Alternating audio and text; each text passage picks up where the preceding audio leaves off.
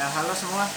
Ini pertama kalinya White Genetics bikin video tentang penjelasan tentang Pac-Man.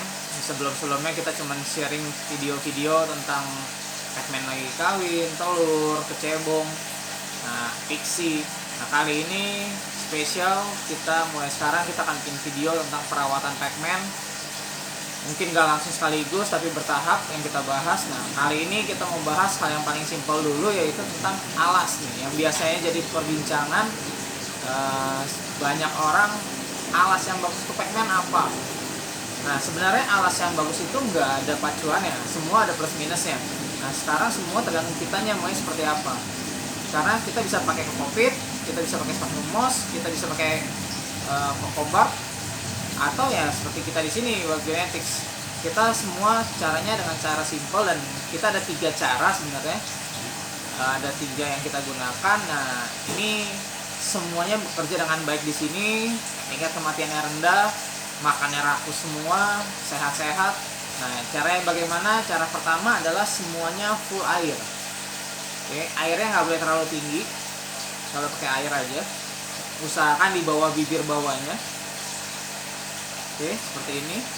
Cara kedua adalah ini, ada air dan ada kapas. Jadi dia kalau mau ke air bisa, atau mau yang kering dia kapas. Atau cara yang terakhir adalah dengan cara full kapas. Oke, ini bisa yang mana aja. Nah, kita di sini pakai cara ini, 3-tiganya semua bekerja dengan baik. Bisa dilihat kodoknya gede, sehat. Ini anakan kita sendiri yang baru netes kemarin di tanggal 13 Juni.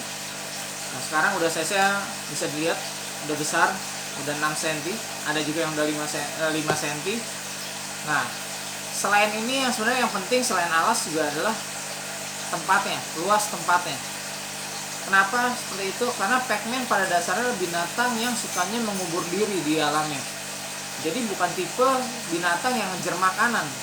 Jadi dia lebih tipe yang nunggu makanan datang baru dia makan. Oke. Jadi kalau di sini White Genetics kita nggak pernah Pac-Man baby kasih tempat yang besar. Kenapa? Karena dia akan stres sendiri. Ujung-ujungnya Pac-Man-nya nggak mau makan. Nah, ini yang biasa jadi kendala. Kok Pac-Man saya nggak mau makan, masih baby, ternyata tempatnya besar. Nah, dia stres. Kenapa? Dia nggak bisa dapat makan. Oke. Karena dia tuh cuma nunggu makanan, kecuali ya kita suapinin. Nah, itu suapinin beda cerita. Oke. Nah, di sini bisa dilihat kalau kita baby dari yang baru jadi kodok, ukuran kurang lebih ada yang 1,5 sampai 3 cm, kita sudah pakai tempat seperti ini. Nah, tempat ini kita pakai sampai dengan dia size kurang lebih 5 sampai 6 cm. Nah, kalau sudah lebih dari 6 cm biasanya kita pindah seperti ini. Tempat yang lebih besar. Nah, semakin besar tempatnya semakin luas sudah pasti, tapi nggak terlalu besar.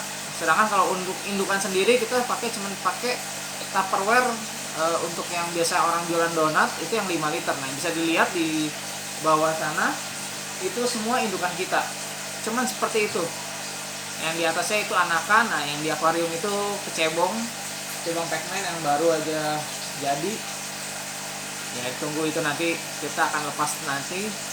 Oke, jadi kita ini simple teman-teman. Kita nggak perlu rawat yang sifatnya luas dan sebagainya. Enggak. Pac-Man ini sangat simple perawatannya. Makan pun nggak perlu terlalu rutin. Makan itu yang penting kalau baby, kalau di sini kita kalau kasihnya ikan atau jangkrik atau ulet, ya kita kasih mereka makan seminggu 3-4 kali, atau 2 hari sekali juga oke. Sedangkan kalau untuk Pac-Man yang sudah agak besar, kalau kita kasih makannya pinkis atau kita kasih makannya tikus, nah itu biasanya kita kasih makannya itu bisa seminggu sekali. Karena ya balik lagi, Pac-Man ini pencernaannya lama, jadi dia nggak perlu makanan yang terlalu sering. Karena kalau kita kasih terlalu sering makan, kita push makannya, pencernaan dia lama, ujung-ujungnya akan terjadi pembusukan dalam perut. Nah, ujung-ujungnya Pac-Man-nya mati juga. Oke, nah untuk perawatannya sendiri, kalau yang tadi kita bahas pakai kokopit, Sphagnum moss atau tanah atau Cocobark atau Cocohas, ya sebisa mungkin jangan kasih makan di kandang. Kenapa? Orang banyak bilang pakai kokopit aman kok, dimakan dikit dia bisa kecerna, bisa kebuang. Betul. Kalau sedikit, bagaimana kalau sering? Ya kita bisa lihat sendiri. Teman-teman bisa buktikan sendiri kokopit kalau basah, kita gumpal-gumpal, lama-lama walaupun dikit, lama-lama dia akan jadi butiran yang cukup padat. Nah ini bisa jadi infection. Nah ini banyak menyebabkan pigmen yang pakai kokopit kok lama-lama kalau makan lama-lama mati. Nah ternyata infection. Kita di sini di Wildganesh sudah coba banyak cara seperti itu. Kita udah coba semua, mau kokopit, sphagnum moss, cocohusk, cocopak, terus bahkan tanah merah sekalipun. Nah kita di sini yang tingkat kematiannya sangat rendah ya cara seperti ini, air ataupun dengan kapas. Nah ini yang buat kita di Wildgenetics ya cara terbaik saat ini seperti ini. Nah tapi kalau bagaimana dengan teman-teman yang lain, kalau ada yang lebih senang pakai kokopit ataupun sphagnum moss ataupun apapun itu ya silakan, tidak ada salahnya, karena balik lagi semua ada plus dan minusnya. Kenapa seperti itu ya, kalau pakai kokopit, sphagnum moss, cocohusk, tanah, plusnya adalah ya mereka bisa mengubur diri seperti di alam.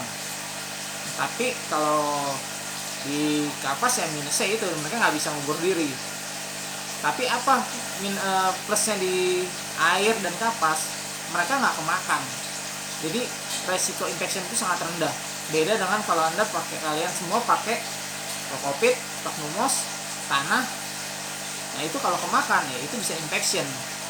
Oke, mungkin itu aja dulu di video kali ini untuk perawatannya. Nah untuk perawatan lebih detailnya nantikan video selanjutnya. Jangan lupa di subscribe dan di like. Thank you.